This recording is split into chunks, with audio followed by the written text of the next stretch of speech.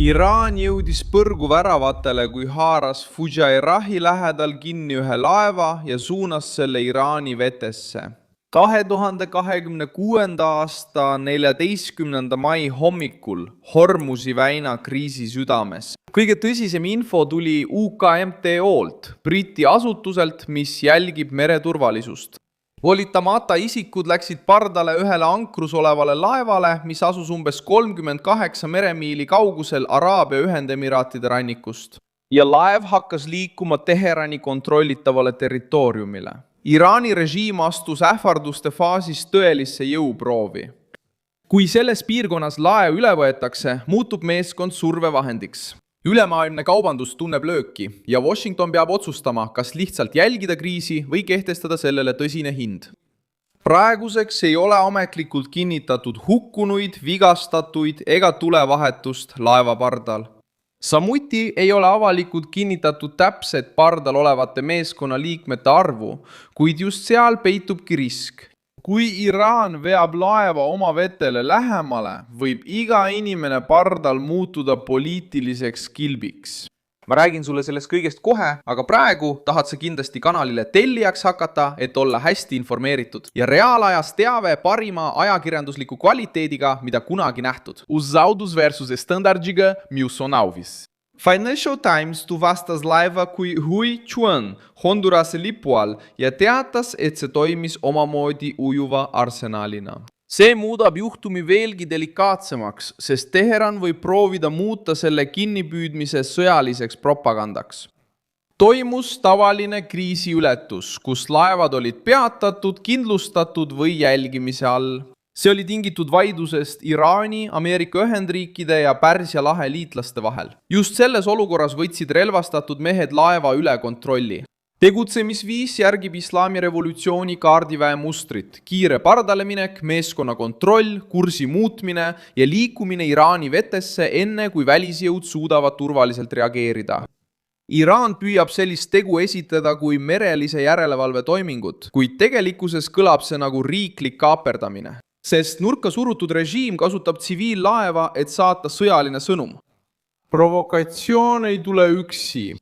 2 päeva varem süüdistas Kuveit Iraani selles, et viimane saatis relvastatud revolutsioonilise kaardiväe üksuse, et proovida infiltreeruda Bubia saarele, mis asub Põhja-Pärsia lahes Iraagi ja Iraani lähedal. Kuveidi süüdistuse kohaselt osales operatsioonis 6 Iraani vägedega seotud isikut. 4 neist vahistati, 2 põgenesid ja 1 Kuveidi sõjaväelane sai vigastada. Teheran eitas seda ja väitis, et mehed sattusid Kuveidi vetesse navigatsiooni vea tõttu, kuid see seletus on praeguses olukorras liiga nõrk. Kõigepealt toimus sissetung Kuveiti. Nüüd võeti laev üle Araabia Ühendemiraatide lähedal. See on eskaleerumise muster, mitte õnnetus. Samal ajal püüab Iraan hirmutada ka mere alt.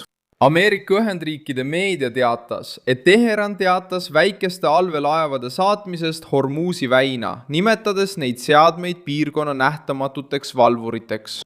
Kuid Fox Newsi poolt küsitletud eksperdid tõid välja selle teatri nõrkuse. Neil allveelaevadel on piiratud tegevusraadius, vastupidavus ja tulejõud. Lisaks on nad kergesti avastatavad. Iraan tahab näida ohvrina, samal ajal kui ta muudab mere väljapressimise vahendiks. Valge Maja seisab nüüd raske valiku ees. Kui seda juhtumit käsitletakse kui väikest vahejuhtumit, saab Teheran aru, et võib seda meetodit korrata. Marco Rubio on juba arvestanud Hiinaga selles küsimuses, sest Peking ostab Iraani energiat, suhtleb Teheraniga ja kannatab samuti, kui nende enda laevad jäävad Pärsia lahes kinni. Iroonia on tugev. Iraan sõltub Hiina majanduskaitsest, kuid tekitab merenduskriisi, mis segab ka Hiina kaubandust. Ajalugu aitab mõista, miks seda juhtumit ei saa käsitleda kui tavapärast olukorda.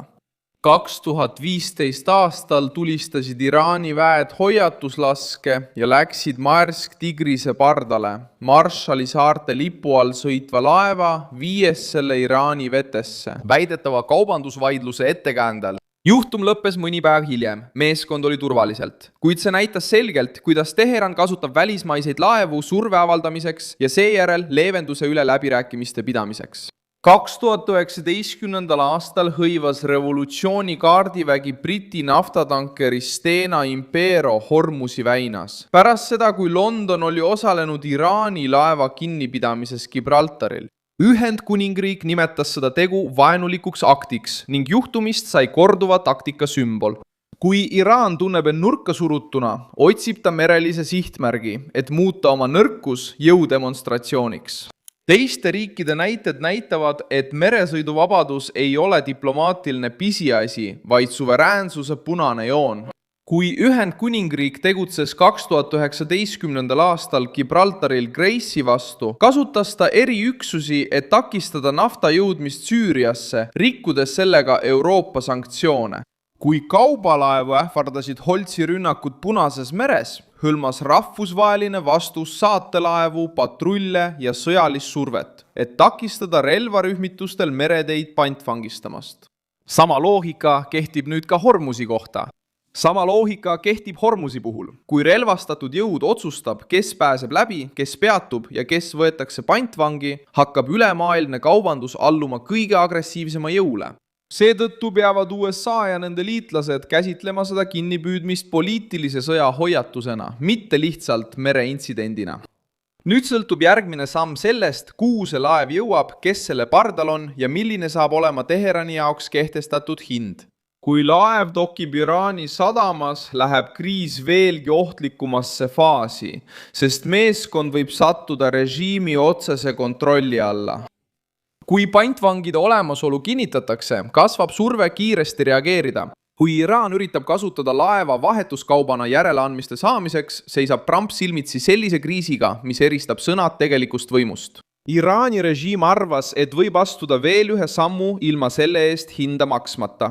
Aga puudutades korraga laeva, meeskonda ja rahvusvahelist mereteed, pani Teheran omaenda poliitilise kaela mängu. Kui terroristlik režiim püüdis kasutada ameeriklastes pantvange survevahendina, ei käsitlenud Trump seda juhtumit lõputu diplomaatilise draamana. Ta pani ähvarduse lauale ja tõstis vaenlase jaoks hinna. Nii oli see ka Islamiriigi vastu, kui Ameerika Ühendriikide sõjaline surve aitas purustada kalifaadi, mis röövis, piinas ja tappis. Ta hukkas välismaalasi, et hirmutada läänt. Nii oli ka siis, kui Trump andis käsu likvideerida Qasem Soleimani, Iraani komandör, keda Washington süüdistas rünnakute korraldamises ameeriklaste vastu ja režiimi terroriüksusena tegutsevate rühmituste toetamise eest. Loogika on praegu sama. Kui Iraan arvab, et võib laeva hõivata, meeskonna kinni pidada ja võimalikud pantvangid poliitiliseks kilbiks muuta, kordab ta nende režiimide viga, kes ajasid läbirääkimised segamini nõrkusega. Trump vastab tavaliselt just seal, kus need režiimid kõige rohkem kardavad. Rahas, baasides, komandöride pihta, sadamates, marsruutidel ja masinavärgis, mis toetab väljapressimist. Mina olen Milson Alves, rahvusvaheliste suhete asjatundja ja minu eesmärk on hoida sind iga päev tõese infoga hästi kursis. Uudiste lingid on video kirjelduses. Pane sellele videole like, telli kanal ja vaata lõpus kommentaare, et veelgi aktiivsemalt kaasa lüüa Milson Alvese kogukonnaga.